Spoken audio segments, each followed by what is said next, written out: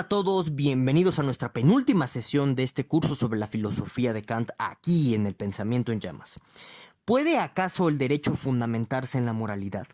Esta es una pregunta que nosotros deberíamos tener en mente siempre que pensamos en la filosofía del derecho kantiana, ¿de acuerdo? Y bueno, pues en consonancia a esta pregunta, justo lo que vamos a ver en esta sesión es la respuesta afirmativa que da Kant al respecto. Y adicionalmente, porque así me lo pidieron en las cajas de comentarios de sesiones anteriores, vamos a adentrarnos a esta gran polémica que se suscita entre intérpretes de Kant con respecto a lo que piensa Kant de lo que es el derecho o la fundamentación en torno al castigo de la pena capital, y también vamos a revisar la consideración kantiana a lo que pues nosotros contemporáneamente llamaríamos derechos animales, es decir, si se desprende a partir de la filosofía del derecho kantiana algo así como el respeto por los intereses, por la vida de los animales, ¿de acuerdo? Entonces eso es lo que vamos a analizar en esta sesión y pues antes de comenzar ya como tal a hablar de la temática que nos concierne, pues nada más te recuerdo que puedes dejar aquí abajo en la caja de los comentarios todas tus dudas, inquietudes, objeciones y demás que tengas, o bien si así lo prefieres, puedes pasarte o pasearte por uno de los directos aquí del canal y hacerme pues todas tus dudas y objeciones y cuestionamientos que tengas de una forma pues digamos más personal, ¿de acuerdo? Bueno, entonces, como siempre solemos hacer en cada una de estas sesiones de este curso, vamos a comenzar a hablar un poco del contexto de lo que conocemos como filosofía del derecho kantiana. Porque verán, hay un gran problema en cuestión de intérpretes sobre dónde ubicar como tal el inicio de esto que podríamos denominar como filosofía del derecho kantiana.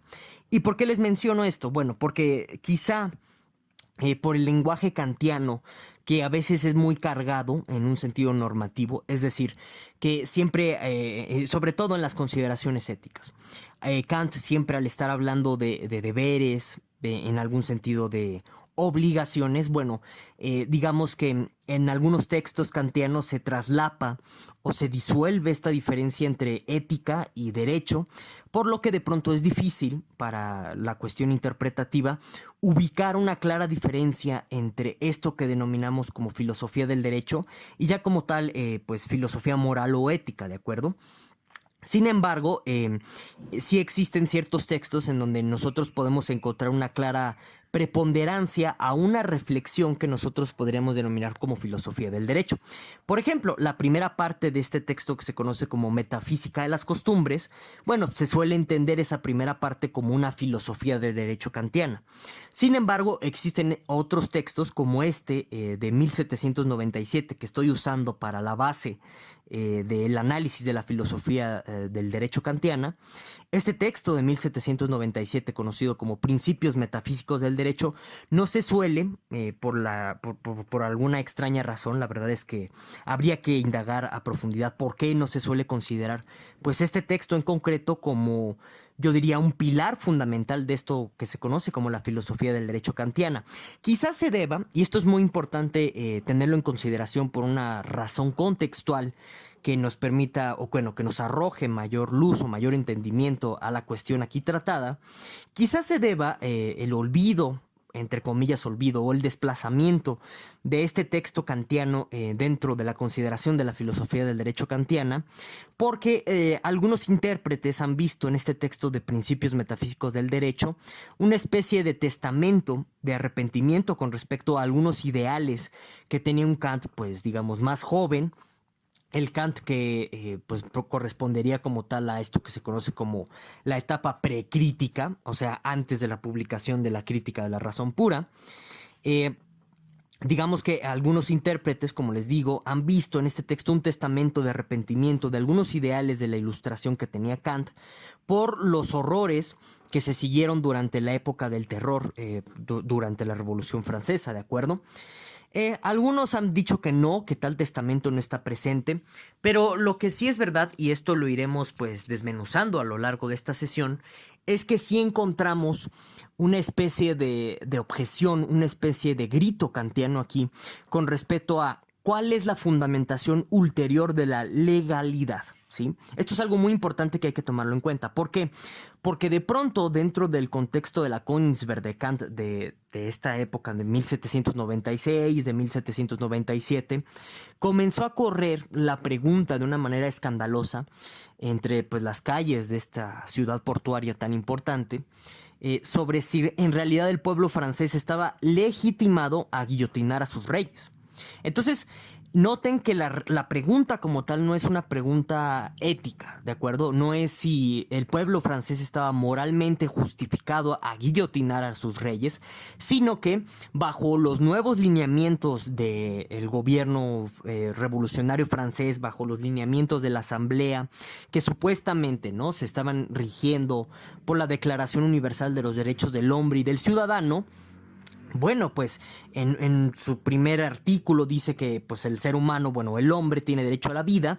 Entonces se estaba por ello mismo interrogando en el mundo intelectual de Königsberg y en general yo diría que de toda Europa sobre si los franceses legalmente, dada la estipulación de la Declaración Universal de los Derechos del Hombre y del Ciudadano, actuaron con legalidad, actuaron conforme a derecho a la hora de guillotinar a sus reyes, ¿de acuerdo? Y entonces, justo a lo que se va a dedicar Kant a este texto en concreto es a examinar el fundamento de la legalidad, porque es a partir de ese fundamento que Kant va a decir, ¿sabes qué? O bueno, que podríamos interpretarlo de esa forma, que Kant podría decir ¿sabes qué? No, ¿sabes qué? Perdón por tanto, ¿sabes qué? Podríamos nosotros decir que Kant dice estar en contra de lo que hizo el pueblo francés respecto a sus reyes y en ese sentido sentirse disolucionado por los ideales de la Ilustración, ¿sí?, que tanto defendió, o bien ver un tipo de respuesta diferente, quizás una señal de apoyo a los revolucionarios franceses que guillotinaron a sus reyes, en fin, ¿de acuerdo? Bueno, ahora, algo muy importante que nosotros debemos tener en cuenta como una consideración preliminar, pero a la vez que es bastante fundamental para entender lo que vamos a ver a continuación sobre las consideraciones kantianas en torno al derecho, es este debate y a la vez es un confrontamiento político bastante arduo que se viene desenvolviendo, digamos, desde el siglo XVI y que aquí ya en el siglo XVIII está a plena luz del día, entre lo que en derecho se conoce como jus naturalismo y jus empirismo, ¿de acuerdo? Que de pronto el jus empirismo no es del todo conocida, esta doctrina, porque digamos que al final del día, por nuestro régimen de derechos humanos que tenemos vigente a partir de la Declaración Universal de los Derechos Humanos, pues estas corrientes de jus empirismo se fueron haciendo cada vez menos populares y pues arrojaron prácticamente al olvido y digamos que fue como una consideración exclusiva, por no decir exhaustiva, de los filósofos, mientras que pues, los juristas, los jueces de la Suprema Corte o jueces que están en un peldaño jerárquico superior, pues se fueron a la jus naturalista, a la consideración jus naturalista de derechos humanos por completo, y es por eso que esto del jus empirismo está muy olvidado. Pero bueno, ¿en qué consisten estas dos posturas de fundamentación del derecho? Ojo, eso es algo muy importante que hay que entender. Tanto jus empirismo como jus naturalismo lo que tratan de hacer es encontrar un fundamento a esto de qué es el derecho y en este sentido, pues dar una justificación sobre la impartición del castigo. Eso es algo muy importante que hay que comprender también. Entonces, por un lado, como les digo, esta postura de jus empirismo que ha sido prácticamente relegada y casi olvidada, pues es una postura que podemos ver de manera ejemplar en Hume, sobre todo en su texto de Historia Natural de las Religiones, porque básicamente lo que trata de decir el jus empirismo es que el derecho, tal y como lo conocemos, se fundamenta por una cuestión de costumbre, por una cuestión de hábito. En derecho, sobre todo en lo que se conoce como introducción al estudio del derecho, esto se conoce como una fuente real de derecho, ¿no? La costumbre. ¿Por qué? Bueno, pues porque digamos que es a partir de esta facticidad de nuestros hábitos que se siguen o se crean cierto tipo de instrumentos normativos para regular nuestra conducta en sociedad, ¿de acuerdo? Entonces un jus empirista como David Hume decía, el fundamento del derecho no es divino, el fundamento del derecho no es extraterreno, de hecho está prácticamente en nuestras costumbres, en nuestros hábitos, en nuestras conductas, y eso es al final del día lo que legitima el derecho. Entonces, noten que esa es una postura bastante radical incluso para, pues, un británico, que en realidad, pues no olvidemos que David Hume es un escocés, que bueno, pues sabemos que desde Guillermo de Orange se tienen a los monarcas británicos como una especie de aparador, donde supuestamente no tienen injerencia política, aunque sí la tienen al final del día, y que bueno, pues se basa la figura hasta la fecha, ¿no? Con Isabel II, de su corona, la figura de reina o de rey de Inglaterra se fundamenta en la idea de derecho divino. Entonces, pues tener una postura de jus empirista es muy fuerte, es muy radical, como siempre Hume lo fue en vida. Y quizás por eso todavía a Hume se le siga censurando, ¿no? Hasta la actualidad. Bueno, ese es otro tema, pero digamos que en eso consiste el jus empirismo. Y que, en pocas palabras, esa es una corriente que estaba dominando, pues, de una forma galopante el escenario de fundamentación del derecho durante el contexto kantiano, ¿de acuerdo? Y por el otro lado, bueno, pues tenemos al jusnaturalismo, que a pesar de romper con la estructura del derecho divino, es decir, la fundamentación del poder monárquico a partir de un supuesto designio de Dios en la tierra, de elegir a esa familia o a esa dinastía como gobernantes, bueno, al final de cuentas, estas posturas justnaturalistas que pues clásicamente o de una manera ejemplar encontramos en Hobbes y en Rousseau, siguen apelando a ciertos elementos innatos, a ciertos derechos que, vamos, no vienen directamente de lo fáctico, que no vienen de la costumbre, sino que son derechos con los cuales tú naces. E incluso, si tú lees, bueno, si leemos atentamente el Leviatán, son derechos que Dios nos otorga, ¿no? Entonces todavía hay un deje de derecho divino en torno a las posturas de justnaturalismo.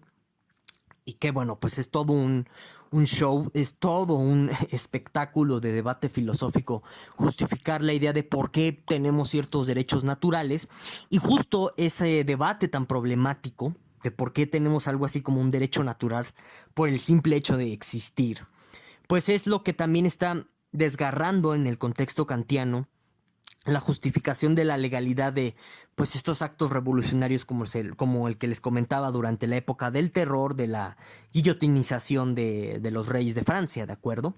Entonces eso es algo muy importante a considerar. Y bueno, pues de pronto también, como les decía, ¿no? Minutos atrás, por la cuestión interpretativa se suele confundir la consideración kantiana sobre qué es la ética y con la consideración kantiana sobre qué es el derecho. Y bueno, de esta forma, aquí en la pantalla yo les hago pues una pequeña tablita comparativa. Nosotros podemos diferenciar qué es en Kant tanto ética como derecho, y de esta forma también definir o tratar de conceptualizar qué era para Kant el derecho, ¿de acuerdo? Y que pues ese es el punto nodal de toda su filosofía de derecho. Entonces, por un lado, pues tenemos que para Kant la ética es entendida, y es muy interesante la manera en que pues en este texto se define así, como una teoría general de deberes. Y aquí pues el agregado es que es un deber interno. Eso es algo muy importante a tener en cuenta, ¿de acuerdo? ¿Por qué? Bueno, pues porque según lo que ya hemos analizado en este curso, bajo la lectura de un imperativo categórico individualista, el deber moral, el deber ético, se impone al individuo internamente, en el sentido en el que no hay un elemento externo a su voluntad que lo obligue a seguir un mandamiento ético o en este caso los mandamientos del imperativo categórico, ¿de acuerdo? Por eso la ética se considera como una teoría general de deberes internos, ¿bien? Y bueno, en contraposición a la ética como teoría general de deberes internos, tenemos al derecho como una teoría general de las obligaciones, y en este sentido hay que entenderlas como unas obligaciones externas.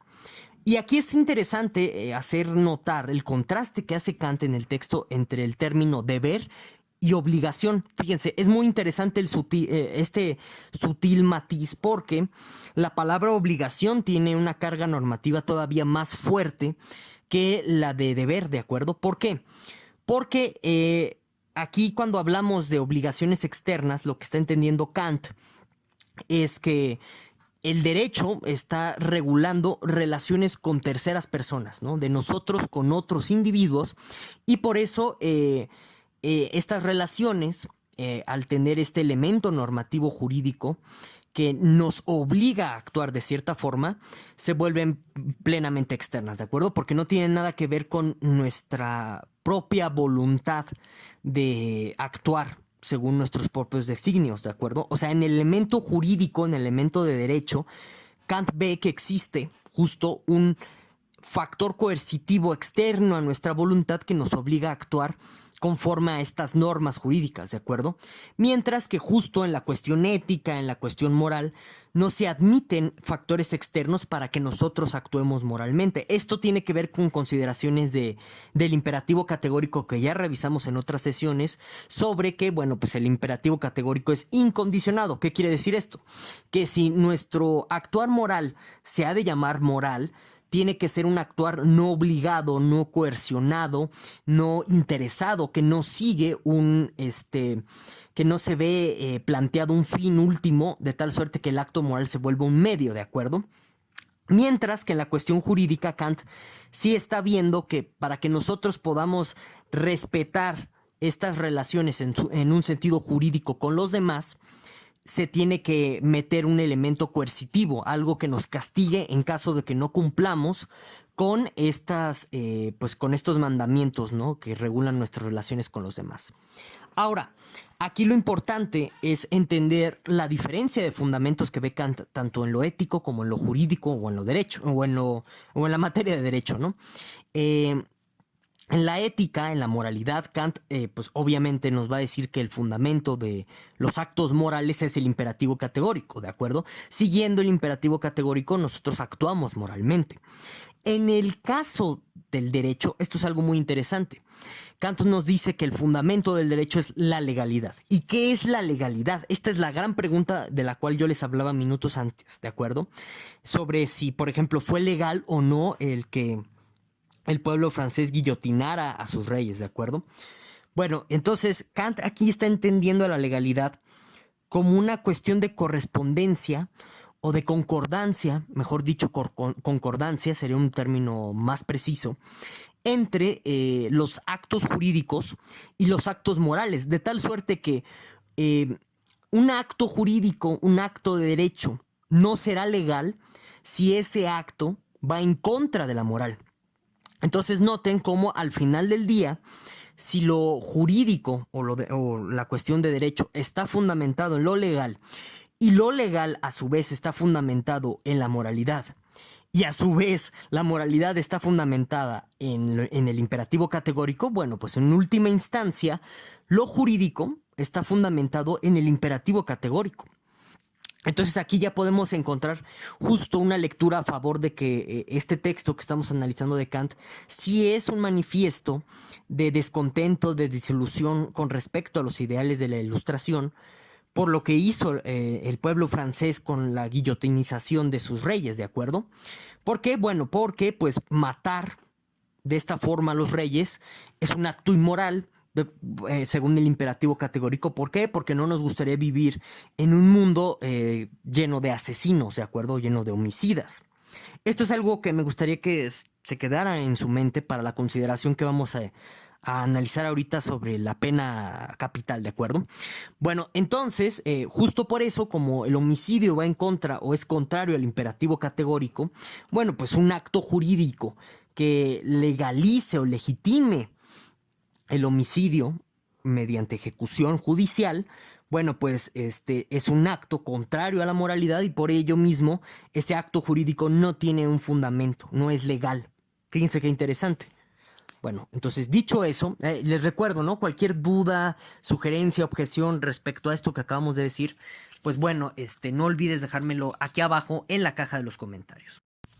Entonces, a partir de esta consideración kantiana de que el derecho está fundamentado en la legalidad y la legalidad está a su vez fundamentada en la moralidad, entiéndase en el imperativo categórico, Kant va a inferir un principio universal del derecho y una ley universal del derecho. ¿Qué significa tanto este principio universal del derecho como esta ley universal del derecho? Bueno, pues por un lado, los pueden ver aquí en la pantalla, ¿no? Yo se los pongo estos dos extractos para que sea más didáctico. Pero bueno, por un lado, el principio universal del derecho tiene que ver con el acto moral en sí mismo, ¿de acuerdo? ¿Qué quiere decir esto?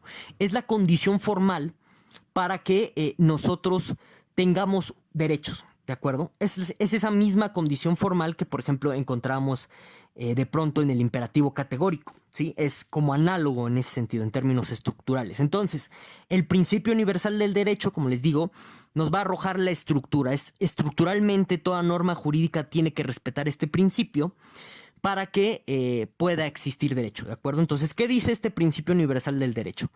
Dice, es justa toda acción que por sí o por su máxima no es un obstáculo a la conformidad de la libertad del arbitrio de todos con la libertad de cada uno según leyes universales. Es decir, en otras palabras, en un sentido formal, para que un derecho sea un derecho, ¿sí?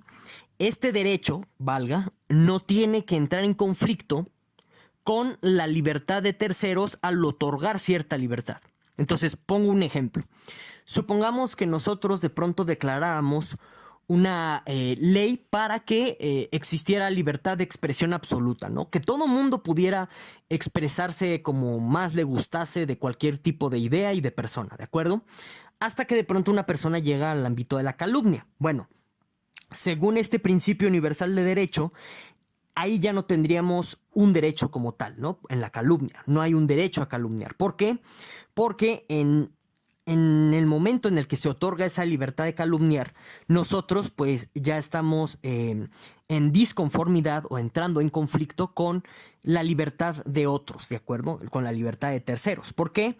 Bueno, pues porque estamos alterando su espacio de garantías, su espacio de honorabilidad, de respetabilidad, su libertad en torno a su propia reputación, etcétera, ¿sí? Ese es un mero ejemplo. Ahora, la ley universal que infiere es diferente al principio universal del derecho porque esta ley universal del derecho es un mandamiento. Es similar al imperativo categórico, pero aquí, a diferencia del principio universal del derecho, que como les digo es estructural el principio universal del derecho, la ley universal del derecho es sobre contenido. Al final del día, según la perspectiva kantiana, todas las normas jurídicas, esta es una tesis fuerte, pero a la vez muy interesante que vale la pena repensarla y replantearla incluso. Al final del día, dice Kant, todas las normas jurídicas de una u otra forma nos hablan de esta ley universal del derecho. Así como en el imperativo categórico, de una u otra forma todas nuestras normas morales nos remiten o nos hablan del imperativo categórico. Bueno, entonces, esta ley universal del derecho reza así: obra exteriormente, o sea, obra con respecto a los demás, de modo que el libre uso de tu arbitrio pueda conciliarse con la libertad de todos según una ley universal. Es decir, sería como la máxima de Benito Juárez de el respeto al derecho ajeno es la paz. Aquí sería el respeto a la libertad ajena en el mismo ejercicio de tu libertad, pues va conforme al derecho, ¿de acuerdo? Entonces, básicamente, en última instancia, la filosofía del derecho kantiana nos dice que la esencia de lo jurídico, o bueno, el contenido último de cualquier ley jurídica, es el respeto de la libertad, tanto individual en tu esfera de actuación en la realidad, ¿de acuerdo? Eso es algo muy interesante, que porque a partir de ahí nosotros podríamos entender así el castigo, como sabes que cuando tú infringes esa esfera de libertad, pues se viene su correspondiente sanción, ¿de acuerdo? Ahora, algo interesante, también constituyente de la filosofía del derecho kantiana, es la manera, como le suele gustar hacer a Kant, de conciliar posturas encontradas. Entonces, minutos atrás vimos cómo existía este conflicto o esta polémica de justificación entre jus naturalismo y jus empirismo, ¿sí? En el sentido en el que, bueno, pues el jus naturalista cree que existen derechos naturales, mientras que el jus empirista dice no, no existen derechos naturales, todos son derechos consuetudinarios o de costumbre. Y ya, bueno, entonces lo que dice Kant para tratar de conciliar este problema es que esto que conocemos como derechos naturales son en realidad derechos a priori, mientras que lo que conocemos como derechos consuetudinarios o derechos de costumbre o de uso, etcétera, no son más que derechos a posteriori. ¿Esto qué significa? Bueno, que en realidad no es que exista como una esencia del derecho humano. por el simple hecho de ser humanos y tener esos derechos, no, sino que los derechos naturales son reflexiones a las que tú puedes llegar a priori. Entonces, según esto mismo de la Ley Universal del Derecho, que acabamos de ver, y del principio universal del derecho, uno puede ir infiriendo, esa es la idea, por ejemplo, cosas como los derechos humanos, cosas como los derechos del hombre y del ciudadano, cosas como los derechos naturales de Hobbes, etc. ¿Por qué? Bueno, porque si ustedes se dan cuenta, el concepto medular detrás, al final del día, de derechos humanos, es el de libertad, no tanto el de dignidad. ¿Por qué? Porque es a partir del respeto de la libertad de terceros que se respeta la cuestión de la autonomía. Recuerden que la autonomía es algo muy importante en Kant. Y una vez respetando la autonomía, nosotros dejamos de ver a los demás como herramientas para un fin y ya los vemos como fines en sí mismos, como seres con propios intereses, etc. Eso significa respetar a los demás como seres autónomos, ¿de acuerdo? Y en este sentido, una vez que tú ya, si ustedes se dieron cuenta, ¿no?, del esquema conceptual, una vez que tú respetas la esfera de libertades, bueno, se sigue que tienes que respetar el ámbito de los intereses individuales de cada persona, de cada individuo, y en este sentido se sigue a su vez la consideración de respetar a cada uno de los seres humanos, cada uno de los individuos, como entes autónomos. Y una vez que tú ya tienes de ese respeto o esa consideración de los demás como entes autónomos, bueno, pues ya tienes el famoso concepto de dignidad de derechos humanos. Entonces, dice Kant, si tú entiendes bien al final del día la ley universal del derecho y el principio universal del derecho, puedes inferir todo este tipo, puedes ir infiriendo y construyendo todos estos tipos de derechos naturales, ¿de acuerdo? Ahora, con respecto a los derechos a posteriori, bueno, pues son derechos que evidentemente se van creando, se van construyendo según ciertas necesidades contextuales o sociales que vayan surgiendo a lo largo de la historia. Entonces, por ejemplo, lo de la pandemia. Se está ahorita confundiendo muchas personas pensando que las vacunas es un derecho humano, el acceso a la vacuna es un derecho humano, pero no es el caso. En realidad, por ejemplo, según esta concepción kantiana, pues en realidad es una situación contingente. Lo de la pandemia, pues o sea, la pandemia se irá algún día y en este sentido, pues dejará de surgir la necesidad de vacunas y por ello, pues no serían más que derechos contingentes, derechos a posteriores, lo que pues vendría a significar el que tú tengas acceso a estos biológicos, ¿de acuerdo? Entonces, de esta manera, pues nosotros podríamos salir de confusiones que ahorita andan imperando, ¿no? Con esta distinción kantiana. Ahora, ya por último, vamos a hablar de esto que se conoce como la pena capital y los derechos animales, que al final del día, y esto es algo que han visto muchos intérpretes y comentadores de Kant, surge una interesante contradicción, ¿de acuerdo? Que bueno, ya dependerá de ustedes decir si sí hay contradicción o no. Pero bueno, el punto es que, por ejemplo, dentro de las consideraciones jurídicas de Kant con respecto al trato de los homicidas, dice Kant que como un homicida lo que está haciendo es universalizar mediante el imperativo categórico la idea del homicidio. Bueno, pues dice Kant, es una invitación a que los demás lo maten a él. ¿Por qué? Porque está haciendo deseable un mundo en donde pues todo mundo nos matamos, ¿de acuerdo? Y de esta manera se sigue una justificación a la pena capital como castigo.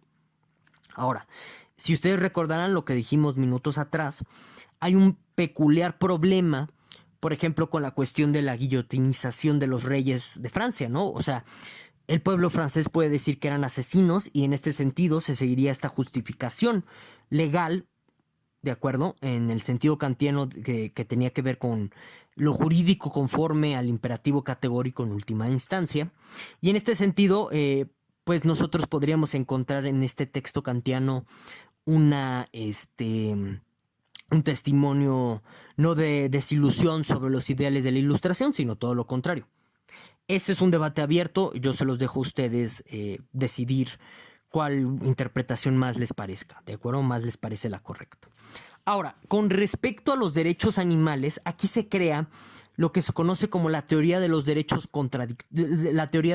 indirectos, ¿Qué significa esta teoría de los derechos indirectos? Bueno, según Kant, por ejemplo, pues bueno, dentro de la filosofía ética y política kantiana no se les reconoce el valor de ser seres racionales a los animales, ¿de acuerdo?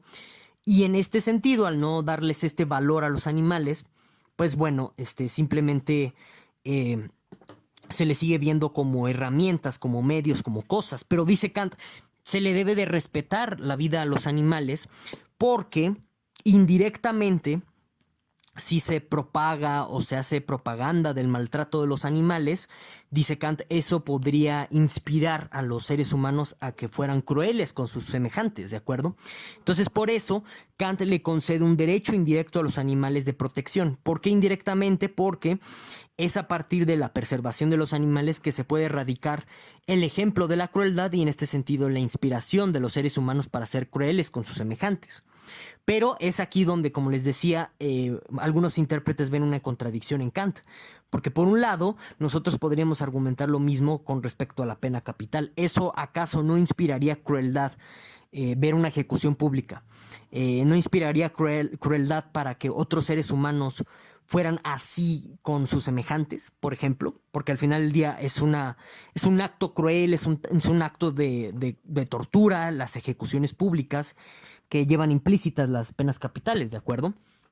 Entonces, pues eso se los dejo a su consideración para que lo reflexionen, ¿de acuerdo? Si acaso aquí no hay una contradicción.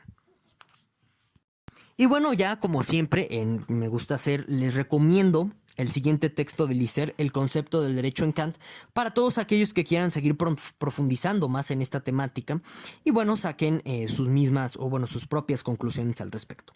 Sin más, yo me despido, nos vemos hasta la próxima sesión.